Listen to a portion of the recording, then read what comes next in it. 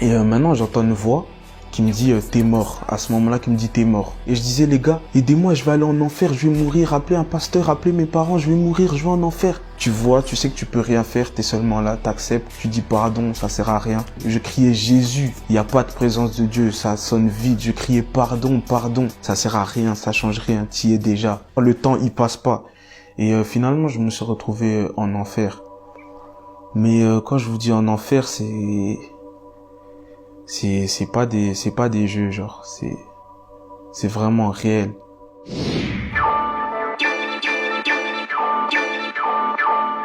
Bonjour à tous, donc moi c'est JD, mon nom complet c'est Jean-David. Je vais vous expliquer mon témoignage. J'ai grandi dans l'église, mes parents servent depuis que je suis bébé, mais maintenant je suis tombé, on va dire, dans une routine, dans un ennui. Pour moi c'était ennuyant l'église, tout ce qui était l'église, quand on parlait de Dieu c'était ennuyant.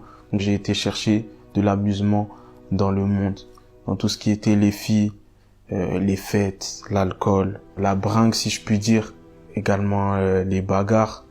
Les bagarres, j'étais un garçon très violent, vraiment violent, me taper, même des fois me ramasser des coups aussi. C'est quelque chose que j'aimais, genre cette interaction, ça m'animait vraiment. Je me donnais un genre du style, ouais, être impliqué dans les bagarres de quartier, etc. J'aimais aussi beaucoup l'argent. J'étais vraiment omnibulé par l'argent. Pour moi, tout moyen était bon de faire de l'argent, que ça soit propre ou sale. Je peux pas finir pauvre. Et malheureusement, j'ai fait beaucoup de bêtises suite à ça. Mais maintenant, je vais vous raconter comment Dieu a totalement transformé ma vie du jour au lendemain. Je suis parti en vacances avec des amis. On avait pris un appartement à la mer pendant 1 mois. Un soir, j'étais sorti ce soir-là, je me suis battu, je me suis encore battu. D'ailleurs, j'étais très fier, j'avais mis un KO, etc. Je me suis encore battu, bref. Ce soir même, quand je suis rentré, j'étais vraiment fier, content de ma victoire, si je puis dire. J'étais un peu exténué, j'avais passé une longue journée, je suis parti dormir. Faut savoir, on était 10 dans l'appartement avec mes potes. On avait pris un appartement de 10 personnes, donc il y avait différentes chambres. Moi, j'étais dans une chambre avec 2 amis. Avec 2 amis, il y avait un grand lit, un lit normal. On était à 3 dans la chambre. Donc moi, je suis parti dormir en premier. Et par la suite, mes amis m'ont rejoint. Mon pote, il aimait bien mettre des musiques un peu pour s'endormir, etc. Et ce soir-là, il avait mis une musique très très douce. C'était de la mélo comme ça, mais c'était pas de musique chrétienne. En temps normal, si j'avais écouté cette musique, vraiment, j'aurais apprécié et tout. Mais là, j'étais dans mon sommeil et je suis réveillé par une douleur. Je comprends pas ce qui se passe. Et il faut savoir que j'étais en train de trembler dans mon lit. J'avais vraiment des réactions. Genre, je sentais vraiment une brûlure qui venait de la musique. Et mon pote, il comprend pas ce qui se passe, il rigolait un peu, ils étaient 2, Et je lui dis, s'il te plaît, coupe la musique. Et lui, il a pris ça à la légère, il a baissé le son un peu, il a pas vraiment coupé. Donc moi, du coup, j'essaie de boucher mes oreilles. Et là, la musique me traverse, c'était une brûlure, des ondes bizarres. Et je continuais à trembler, je continuais vraiment à trembler. J'ai commencé à crier, je lui ai dit, coupe la musique. Frérot, il se passe vraiment quelque chose de bizarre. Et maintenant, j'entends une voix qui me dit t'es mort. À ce moment-là, qui me dit t'es mort. Donc moi je comprends pas, pris de panique, je commence à me lever, m'habiller. Je dis je peux pas rester ici, je dois partir. Parce que je sentais cette douleur, je me sentais mal, je comprenais pas ce qui se passait. Et j'ai commencé à dire à mes potes. Donc il y avait avec moi mon pote chrétien et mon pote musulman. J'ai dit ouais, priez pour moi les gars, priez pour moi. Je sais pas ce qui se passe, mais priez pour moi, appelez un pasteur. Appeler mes parents, mais prier pour moi. Et du coup, mon pote chrétien qui était avec moi, qui a mis la musique, il a pas vraiment fait attention. Mon pote musulman, il s'est vraiment mis à prier. Il faisait ses prières, du coup, en arabe, etc. Et maintenant, j'entends cette même voix qui est mort, qui m'a dit t'es mort, qui se moque de mon pote et qui dit inconscient, tu pries la mauvaise personne. Et à ce moment-là, du coup, moi, j'ai vraiment paniqué. Et je me rapproche de lui, je dis frère arrête. Je dis frérot arrête. Et lui il pensait que je sais pas, il me délivrait, donc ça veut dire qu'il parlait encore plus fort. Et à ce moment-là, il m'est arrivé vraiment quelque chose de fou. J'étais là et je me suis vu moi-même. Donc je me suis vu moi-même mais en train de flotter, moi-même devant moi. Donc ça veut dire que je me voyais 2 fois. Et à ce moment-là, je suis devenu, mais quand je vous dis complètement hystérique, j'étais fou. J'ai commencé à crier, sauter, j'essayais de courir en fait, comme si je courais après moi-même et j'étais fou, je criais Et quand j'étais dans cet état-là, faut savoir que j'ai pris conscience de vraiment toute la vie. Je sais pas comment ça se fait, mais je savais tout. Et je disais, les gars, aidez-moi, je vais aller en enfer, je vais mourir, appelez un pasteur, appelez mes parents, je vais mourir, je vais en enfer. Et je courais après moi-même. Et mes potes, ils me contiennent, ils essayaient de me tenir parce que je sautais vraiment, je renversais tout dans l'appartement. Et ils me tiennent, et je dis, les gars, s'il vous plaît, tenez-moi, tenez-moi, tenez-moi. Ils disent, on tient, qu'est-ce qui se passe et tout? Je dis, tenez-moi. Et après, je dis, les gars, c'est trop tard, c'est fini pour moi, je vais aller en enfer. Donc, je vois mes potes me tenir de moins en moins, parce que je me sens tout simplement descendre, jusqu'à ce qu'ils fassent vraiment, je sois vraiment dans le noir. Maintenant, à ce moment-là, la même voix là qui s'est moquée de moi, m'a dit, je t'avais dit, tu es mort, ça servait à rien de te débattre. Et je me vois en train de voler. Et on me dit, tu vois. Et après, je me vois en train de me battre. On me dit, tu vois. Et en fait, j'ai vu une série de choses que j'ai fait dans ma vie, de mal.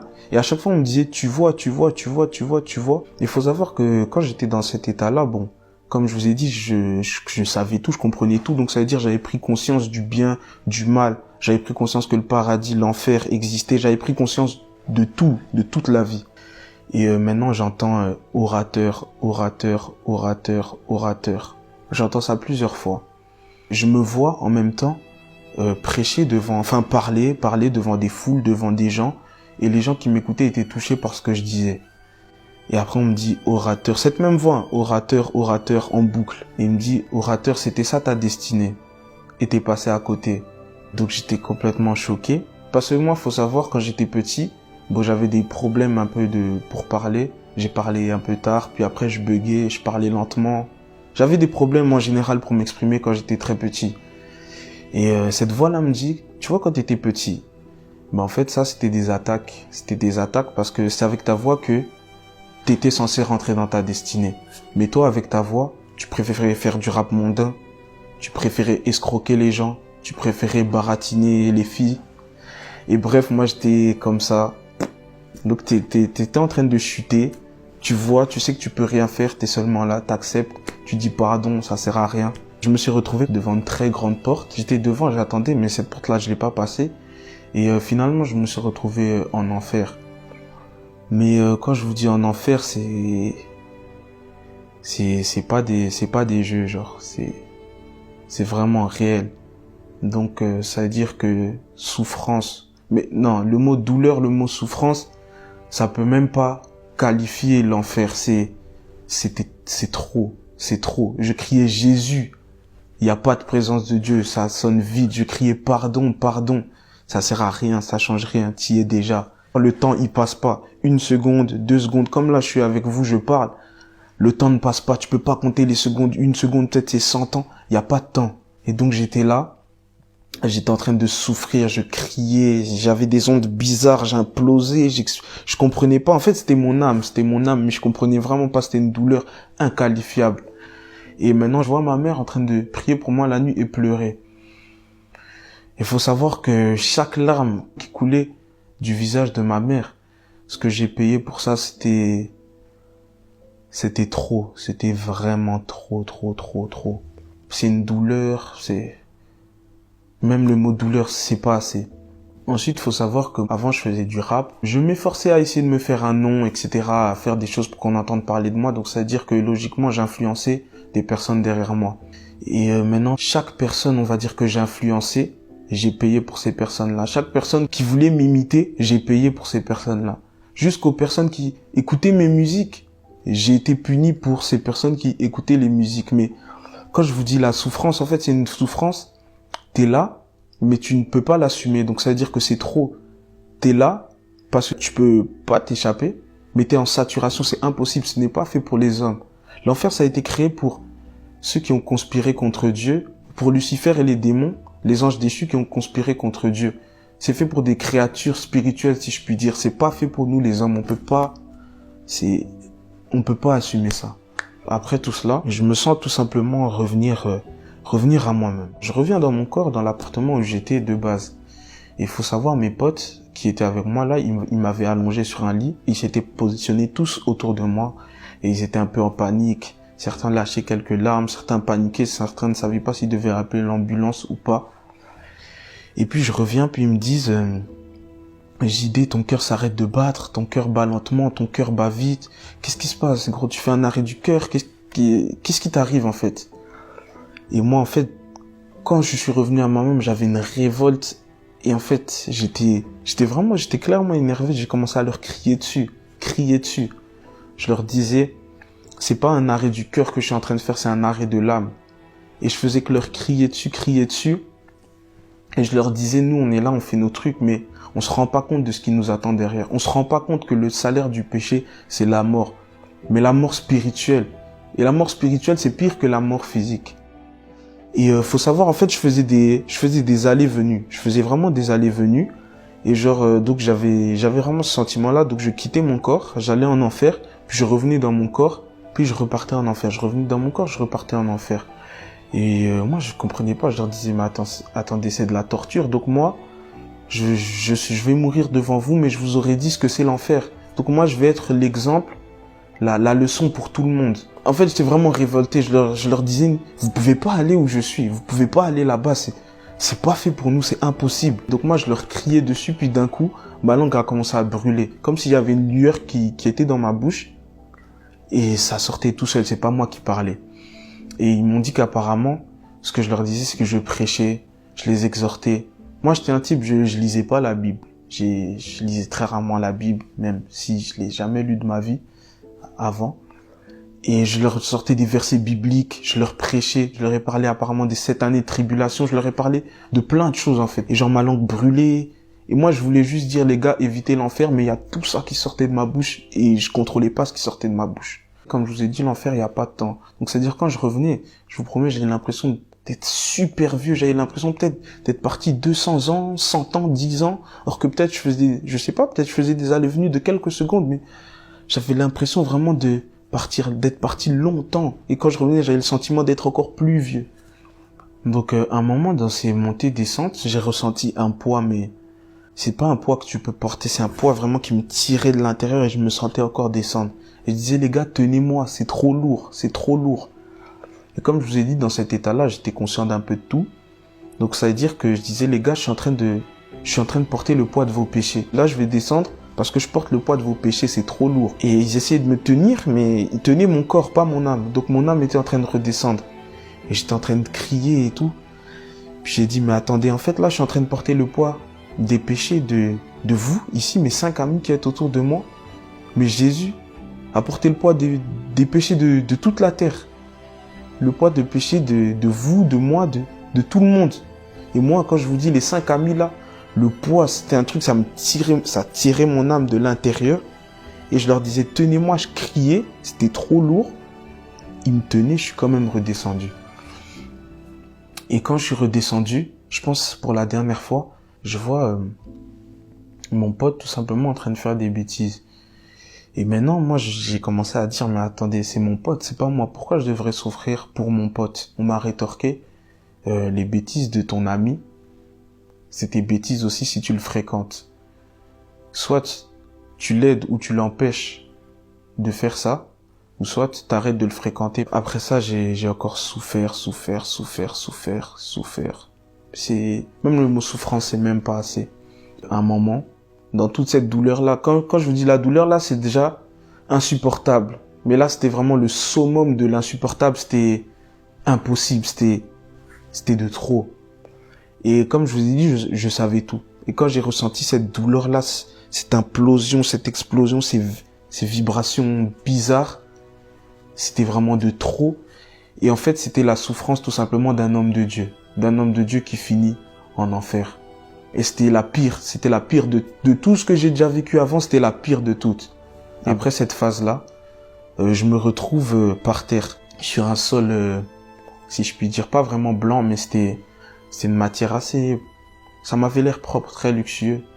Après, c'est une matière que j'ai jamais vue dans ma vie. Je me lève et je vois devant moi comme des gardes en V comme ça, en V, et des gardes grands, mais vraiment tellement grands que limite j'arrivais pas à voir leur visage, je voyais le bas de leur corps, si je puis dire. Et maintenant, au coin de ce V là, au coin du V, il y a une grosse présence comme ça qui est arrivée, une grosse lueur, lumière.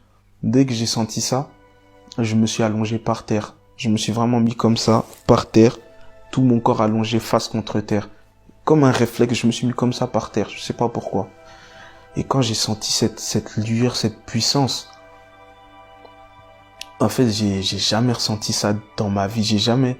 Faut savoir, moi, je me battais, je tapais des gens, je me sentais un peu invincible. Je ne me suis jamais senti aussi faible de ma vie.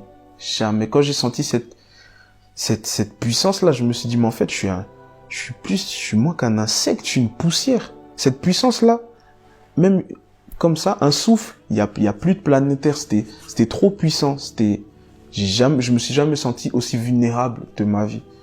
Et genre, j'étais tétanisé, j'avais vraiment peur. Enfin, c'était pas vraiment de la peur, c'était de la crainte, j'étais tétanisé, je bougeais pas. Déjà, je n'arrivais pas à bouger, j'arrivais pas à lever la tête et j'étais conscient que si je levais la tête, j'arrivais à regarder ça de mes yeux, j'allais complètement me faire désintégrer, c'était trop puissant, je pouvais même pas regarder, je pouvais pas lever les yeux. J'étais là en train de pleurer, je disais pardon, je veux pas mourir, pardon, je peux pas aller en enfer, pardon, pardon. Et je m'exprimais en fait, faut savoir, je m'exprimais un peu avec l'argot. J'étais un peu trop à l'aise quand je parlais. Je m'exprimais un peu en argot, des langages de jeunes, etc. Et maintenant, cette puissance-là, Dieu, tout simplement, m'a dit, est-ce que tu sais à qui tu parles? Quand il a dit ça d'une grosse voix, c'était pas une voix énervée ou quoi, c'était une voix autoritaire. On m'a dit, est-ce que tu sais à qui tu parles? Quand j'ai entendu ça, instantanément, tout mon corps a commencé à brûler. J'ai commencé à crier. J'ai dit pardon, pardon, pardon. Je vais m'exprimer en bon français. La langue que tu as inspirée aux hommes. Avec l'intelligence que tu as donnée aux hommes. Pardon, pardon. Et j'ai commencé à m'exprimer bien. Mais quand je vous dis bien m'exprimer, moi j'avais un peu... Bon, mon langage avant c'était compliqué. Hein. Beaucoup d'argot, etc. Là, j'ai jamais autant bien parlé de ma vie. Je parlais vraiment de manière distinguée. Comme si j'étais face à un président, comme si j'étais face à un roi. Je disais oui, vous, pardonnez-moi, etc., etc., etc. Et maintenant, d'un coup, j'ai commencé à parler tout seul. Je sais pas comment ça se fait, mais j'ai commencé à parler tout seul. Et déjà, c'était pas ma voix, c'était une voix particulièrement grave. Il faut savoir, mon âme était ailleurs, mais mon corps était dans l'appartement. Et mes potes, ils entendaient ce que je disais, ils entendaient ce qui sortait de ma bouche, ils entendaient ce que je disais. Et cette voix-là, grave-là aussi, ils l'ont entendu. En fait, j'étais en train de promettre, tout simplement. Et j'ai commencé à promettre de consacrer ma vie à Dieu, passer ma vie à témoigner, de passer ma vie à gagner des âmes, passer ma vie à servir Dieu. Et quand j'étais en train de faire cette promesse-là, en fait, je promettais pas devant n'importe qui. Donc ça veut dire que j'avais ce sentiment, cette douleur-là, comme si j'étais en train de redescendre. En fait, c'était soit je m'accroche à cette promesse, soit je vais en enfer, soit je meurs. Soit je m'accroche à cette promesse-là de servir Dieu, soit je meurs. Donc j'étais en difficulté et j'avais une grosse voix, je disais « Oh, je promets !» J'avais vraiment une grosse voix, je sais pas comment ça se fait. Mes potes, pour témoigner, ils ont entendu cette grosse voix-là. Et donc j'ai promis de servir Dieu, consacrer ma vie à Dieu, consacrer ma vie à témoigner, de faire de ma vie un témoignage, gagner des âmes. J'ai promis tout ce genre de choses. Et maintenant, bon, j'ai plus ce sentiment de douleur là, et je reste tout simplement allongé, tétanisé, toujours allongé, face contre terre. Et maintenant on me dit relève-toi, lève-toi. Et moi j'arrivais pas. En fait j'avais cette crainte, cette puissance. Quand j'ai senti cette puissance, j'ai dit je peux pas me lever. J'arrivais pas à me lever. Je suis resté allongé toujours face contre terre. Maintenant on vient, quelqu'un m'aide à me relever tout simplement, m'aide à me relever. Je me mets pas debout droit, tête levée et tout, non. J'étais resté à genoux, on va dire, à genoux, un genou à terre et une jambe comme ça, et j'avais la tête baissée. Je pouvais pas lever la tête, c'était impossible. Donc quand j'ai été dans cette position-là, j'ai commencé à regarder autour de moi, mais pas devant. Hein. Donc j'avais toujours la tête baissée, je ne me permettais de regarder que sur les extrémités. Je pouvais pas, absolument pas lever la tête, impossible pour moi, j'allais me faire décimer. Trop puissant. Je vois tout autour de moi, en fait, plein d'hommes. Tout plein d'hommes. Et comme je vous ai dit, dans cet état-là, j'avais la connaissance et j'avais la conscience des choses. Je sais pas comment ça se fait, mais j'avais la conscience de tout. Et quand je voyais ces hommes-là, en fait, je voyais des hommes de Dieu. Je voyais des prophètes, des évangélistes, des pasteurs. En fait, c'était des hommes de Dieu. Et ils étaient aussi dans la même position que moi, donc un genou à terre et la tête baissée. Ils avaient... Ils avaient sur eux une sorte de, si je puis dire, une cape, couverture, comme une fourrure sur eux, sur leur dos. Et ils tenaient de la main droite un bouclier, de la main gauche une épée. Donc je regarde comme ça un peu autour de moi, ok, j'ai vu ça. Maintenant moi, je sens tout simplement qu'on met aussi cette fourrure, cette sorte de fourrure sur mon épaule, on me met aussi ça. Maintenant on me donne aussi un bouclier dans la main droite, une épée dans la main gauche. Maintenant, on pose un coffre à mes pieds, un petit coffre, mais ça avait vraiment l'air luxueux. Mais encore une fois, c'est un truc que j'ai jamais vu dans ma vie, mais ça avait vraiment l'air luxueux, une sorte de coffre. Et on me dit ta mission. Et la personne là, quand elle a posé le coffre, quand elle a lâché le coffre, j'ai regardé à ses mains et je vois en fait un trou ici et un trou ici. Ses deux mains étaient trouées. Je commence à réaliser que quelqu'un qui a les mains trouées dans ce genre de situation, ben c'est Jésus. Donc je commence vraiment à réaliser ce qui se passe et dans ma tête, c'était vraiment l'euphorie. Et donc toujours la tête baissée. Et maintenant, cette voix-là me dit, t'es pardonné, mais c'est ta dernière chance. Et il faut savoir que moi, en fait, j'étais un garçon vraiment entêté. J'avais déjà eu des avertissements, si je puis dire, réels de Dieu dans ma vie, que j'ai jamais pris en considération. Et aussi, j'étais un garçon assez tumultueux, turbulent. Donc, c'est-à-dire que j'ai mis vraiment ma vie en péril beaucoup de fois. Ceux qui me connaissent vraiment, qui marchaient avec moi, qui ont fait toutes les bêtises avec moi, savent que j'ai peut-être failli mourir plus de 10 fois dans ma vie. J'ai vraiment trop mis ma vie en péril. Maintenant, cette voix-là me dit, t'es pardonné, mais c'est ta dernière chance. Donc moi, quand j'entends ça, logiquement, c'est pas quelque chose à prendre à la légère. Vraiment pas à prendre à la légère. Après ça, tout simplement, je me sens en fait revenir dans mon corps, revenir à moi-même. Et quand j'étais en train de revenir, j'entends vraiment plein de choses. Il y avait vraiment beaucoup de choses qui défilaient dans mes oreilles, dans ma tête. Il y avait trop de choses qui défilaient. J'entendais plein de choses. Et j'ai notamment entendu la voix du début, qui se moquait de moi, qui m'a dit t'es mort, qui criait, qui disait non, il en sait trop, il mérite pas le pardon, c'est un pécheur, il en sait trop, il mérite pas le pardon. Et j'ai entendu vraiment beaucoup de choses. Et maintenant je suis vraiment revenu vraiment dans mon corps. Et j'étais vraiment en sueur, mon cœur battait vite. Je vois mes potes allongés autour de moi, ils m'avaient allongé dans le lit. Il y en avait certains qui pleuraient, certains qui stressaient, certains qui... Et quand je suis revenu, j'ai dit, quelle grâce. Et j'étais en boucle, je faisais que dire, quelle grâce. Et après, je leur disais, les gars, en fait, quand j'ai réalisé tout ce qui se passait, je disais, ah, mais attends, là, vous êtes que 6.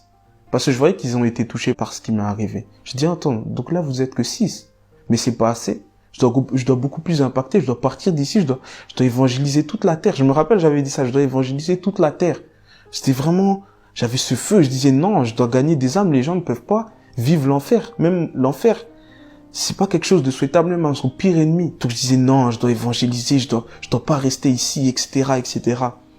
Après, je leur ai dit, les gars, à partir d'aujourd'hui, ma vie a changé. Ma vie va changer. Il faut savoir, moi, quand je faisais du rap, bon, j'avais mon nom de rappeur, etc. et tout. Mais ce nom-là, on m'a appelé par ce nom-là, on m'a dit, ce nom-là, oublie-le. L'ancien personnage que tu étais, oublie-le, il n'existe plus.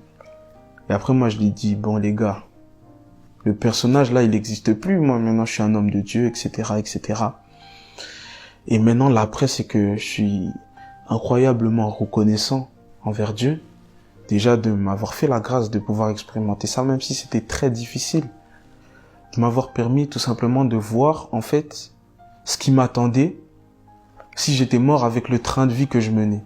Donc, avec la vie d'avant, les sorties, si j'étais mort dans cette vie-là, en fait, j'ai pu voir ce qui m'attendait après. Et j'ai réalisé tout simplement que tout ça, c'est vraiment éphémère. L'argent, je courais vraiment derrière l'argent. J'ai réalisé que l'argent, tu vas pas l'emmener après ta mort. L'argent, tu vas le laisser ici. Les filles, tous les plaisirs de ce monde derrière lesquels je courais, j'ai réalisé qu'en fait, c'était des plaisirs éphémères et qui me mèneraient tout simplement à ma perte. Et vraiment, je rends grâce à Dieu de m'avoir fait cette grâce et d'être ici, là, pour en témoigner. Et je tiens à parler à toi qui regarde cette vidéo. Je voudrais dire que c'est très important et qu'il faut qu'on prenne conscience que c'est réel. Moi qui croyais pas vraiment à ces histoires-là, bon, j'entendais ça de loin. Je pouvais entendre des témoignages comme ça via mes parents, mais Pour moi, c'était du blabla, tout ça. Mais Dieu m'a confondu parce que ça m'est arrivé à moi-même, donc je peux plus nier. Le monde spirituel existe. La vie après la mort existe. L'enfer existe. Le paradis existe. Et on a les cartes en main, en fait. Tant qu'on est en vie, sur cette terre, on a les cartes en main. C'est à nous de préparer notre destinée, tout simplement. Maintenant, à toi qui regardes cette vidéo, ne te sens jamais trop sale pour revenir à Dieu. Il n'est jamais trop tard. Dieu est un Dieu d'amour. Il a déjà payé à la croix pour tes péchés, pour mes péchés. Et il n'est jamais trop tard pour revenir à lui et pour te repentir. Je t'invite, à toi qui regardes cette vidéo, à faire cette prière avec moi. Seigneur Jésus, tu connais mon cœur, Seigneur Jésus. Tu vois ma vie. Tu connais ma situation. Seigneur, aide-moi tout simplement à pouvoir arriver au but, arriver là où tu m'attends, pouvoir rentrer dans ma destinée. Aide-moi, Seigneur, à ne pas me perdre et à ne pas tout simplement rater le coche, finir en enfer. Mais aide-moi, Seigneur, à accomplir ce que tu attends de moi pour pouvoir te rendre fier et dégager un bon parfum. C'est en ton nom que j'ai ainsi prié. Amen. Merci de m'avoir écouté et soyez bénis.